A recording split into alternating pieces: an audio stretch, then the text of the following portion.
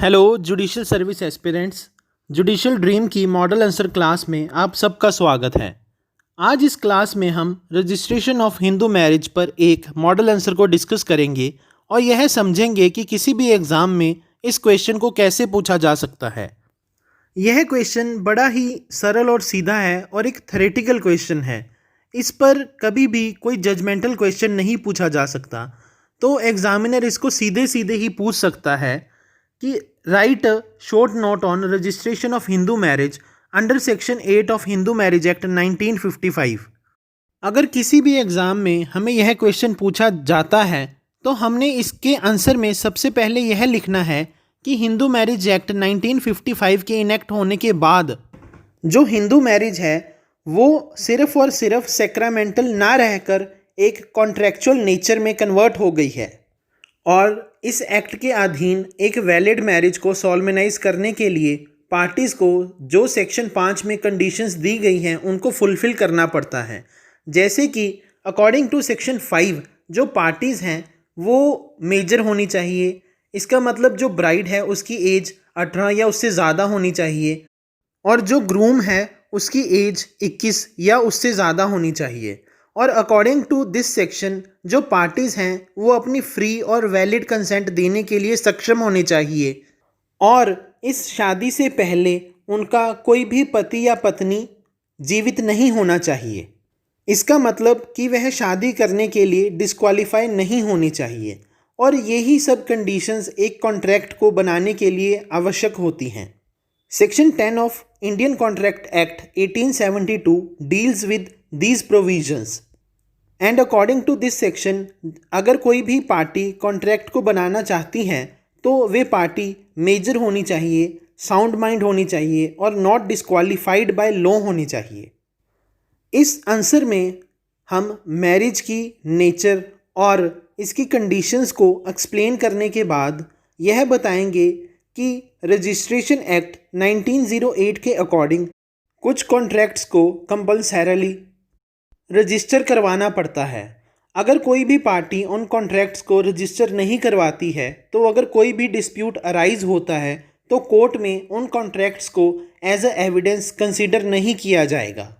और इसके बाद हम यह बताएंगे कि इसी आधार पर हिंदू मैरिज एक्ट 1955 में भी सरकार ने रजिस्ट्रेशन ऑफ हिंदू मैरिज का प्रावधान रखा है और जो सेक्शन 8 है हिंदू मैरिज एक्ट का वो इन प्रोविज़न से डील करता है। सेक्शन 8 के अकॉर्डिंग जो स्टेट गवर्नमेंट है उसके पास पावर है कि वो रजिस्ट्रेशन ऑफ हिंदू मैरिज पर कोई भी प्रोविज़न बना सकती है और अगर वो चाहे तो यह कंपलसरी कर सकती है कि अगर कोई भी हिंदू मैरिज सॉल्मेनाइज होती है तो उसकी रजिस्ट्रेशन करवानी ही पड़ेगी। और अगर कोई भी पार्टी इन प्रोविज़न्स को फुलफ़िल नहीं करता है तो उस केस में उस पार्टी पर 25 रुपये का फ़ाइन भी लगाया जा सकता है। इसके बाद हम बताएंगे कि अगर कोई भी पार्टी मैरिज को रजिस्टर नहीं करवाती है तो नॉन रजिस्ट्रेशन उनकी मैरिज की वैलिडिटी को अफेक्ट नहीं करेंगी और मैरिज फिर भी वैलिड ही कंसीडर की जाएगी अगर वो पार्टीज मैरिज को रजिस्टर नहीं भी करवाती हैं। इस आंसर में सेक्शन 8 की प्रोविजंस को एक्सप्लेन करने के बाद हम यह बताएंगे कि लॉ कमीशन ने अपनी 211वीं रिपोर्ट में गवर्नमेंट ऑफ इंडिया को रिकमेंड किया था कि वे marriage and divorce registration act को इनेक्ट करें और अगर कोई भी मैरिज सॉल्मेनाइज होती है या फिर कोई भी डाइवोर्स होता है तो उसकी रजिस्ट्रेशन करना कंपलसरी है। और इसके बाद हम यह बताएंगे कि नेशनल कमीशन फॉर वुमेन ने भी सेंट्रल गवर्नमेंट को रिकमेंड किया था कि जो रजिस्ट्रेशन की प्रोविजंस हैं उनको सिंपल और इजी किया जाए और जो रजिस्ट्रेशन है मैरिज की उसको फ्री किया जाए और ऐसे रूल्स और रेगुलेशंस को बनाया जाए जिसके अधीन अगर कोई भी डिस्प्यूट मैरिज के सॉल्मेनाइज होने के बाद अराइज होता है तो अगर कोई भी पार्टी कोर्ट में उस डिस्प्यूट को सॉल्व कराने के लिए पटिशन फाइल करती है, अगर वो मैरिज रजिस्टर नहीं है तो उस केस में कोर्ट उस मैरिज को वैलिड कंसीडर नहीं करेगी और कोई भी एविडेंसेस को एक्सेप्ट नहीं करेगी। इन दोनों लॉ कमीशन और नेशनल कमीशन फॉर वुमेन की रिकमेंडेशंस को डिस्कस करने के बाद हम अपने आंसर में रजिस्ट्रेशन ऑफ मैरिज के एम को बताएंगे।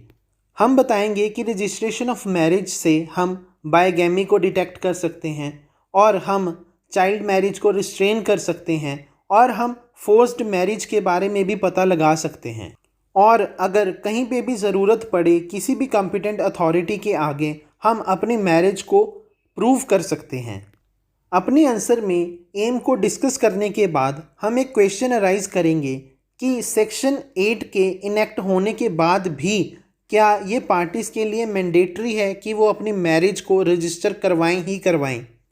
और इस क्वेश्चन को क्लैरिफाई करने के लिए हम एक लीडिंग जजमेंट जो सुप्रीम कोर्ट ने सीमा वर्सेस अश्विनी कुमार के केस में प्रनाउंस की थी उसको डिस्कस करेंगे। इस जजमेंट में सुप्रीम कोर्ट ने कहा था कि अभी तक मैरिज को रजिस्टर करवाने की कोई भी कंपलसरी प्रोविज़न नहीं है और ये पार्टीज़ की डिस्क्रिशन है कि वो मैरिज को रजिस्टर करवाना चाहती हैं या फिर मैरिज को रजिस्टर नहीं करवाना चाहती हैं। इसमें सुप्रीम कोर्ट ने सेंटर और स्टेट गवर्नमेंट को यह डायरेक्शन दी थी कि वो इस इशू पे एक यूनिफॉर्म लॉ को इनेक्ट करें और मैरिज की रजिस्ट्रेशन को कंपलसरी करें। इस केस में सुप्रीम कोर्ट ने कहा था कि जो मैरिज की रजिस्ट्रेशन है वो वैलिडिटी पर अफेक्ट नहीं करती है और ना ही वो एक वैलिड मैरिज का अपने आप में प्रूफ है, बट इसका बेनिफिट यही है कि अगर कोई भी डिस्प्यूट मैरिज के सॉल्मनाइज होने के बाद अराइज होता है तो उस केस में अगर कोई भी पार्टी कोर्ट में उस डिस्प्यूट को सॉल्व करने के लिए पटिशन फाइल करती है तो कोर्ट उस केस में मैरिज के सॉल्मनाइज होने के फैक्ट को कंसीडर करेगी। अपने आंसर में इस जजमेंट को डिस्कस करने के बाद हम अपने आंसर को कंक्लूड करेंगे और यह बताएंगे कि अभी तक कोई भी ऐसी कंपलसरी प्रोविज़न नहीं है जिसके अधीन पार्टीज़ को अपनी मैरिज को रजिस्टर करवाना ही पड़े। यह प्योरली पार्टीज़ की डिस्क्रिशन है और अगर वो चाहे तो रजिस्ट्रेशन को स्किप भी कर सकती हैं, परंतु अगर फ्यूचर में गवर्नमेंट कोई भी ऐसी प्रोविज़न को इनेक्ट करती है जिससे मैरिज को रजिस्टर करवाना कंपलसरी है तो उस केस में पार्टीज़ को अपनी मैरिज को रजिस्टर करवाना ही होगा। बट आज के टाइम पे मैरिज को रजिस्टर करवाना कंपलसरी नहीं है। तो अगर हमें किसी भी एग्ज़ाम में यह क्वेश्चन पूछा जाता है तो हमने इसके आंसर को कुछ इस तरह से ही अटेम्प्ट करना है। और अगर आप इस आंसर की PDF चाहते हैं तो हमारे व्हाट्सएप या फिर हमारे टेलीग्राम ग्रुप को ज्वाइन करें। और अगर आपको हमारी कंसेप्ट क्लासेस समझ में आ रही हैं और आप इन्हें पसंद भी करते हैं तो हमारी वीडियोस को शेयर करें और हमारे चैनल को सब्सक्राइब करें, फॉलो करें। Thank you.